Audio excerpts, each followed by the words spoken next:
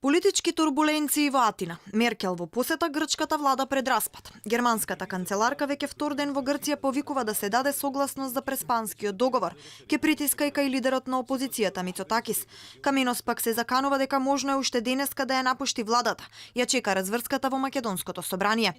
Додека Меркел остварува средба со грчкиот председател, грчкиот министер за одбрана ја свика на состанок пратеничката група.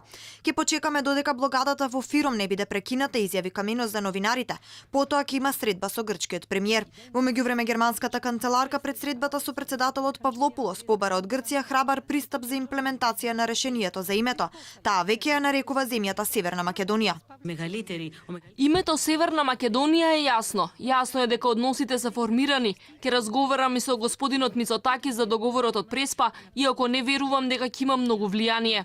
Мицотакис веќе некое време обвинува дека решението за името е сделка која ќе му овозможи на Ципрас да не ги намали пензиите.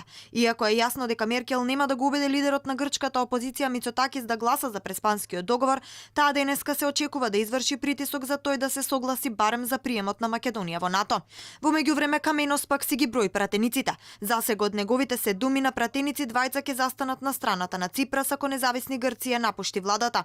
Ципрас пак веќе јасно кажа што планира да направи во случај на повлекување на Анел, ќе го постави прашањето за доверба на владата. Сепак, пред да бидат распишани предвремени парламентарни избори во грчкиот парламент, уште овој месец планира да биде истуркан преспанскиот договор.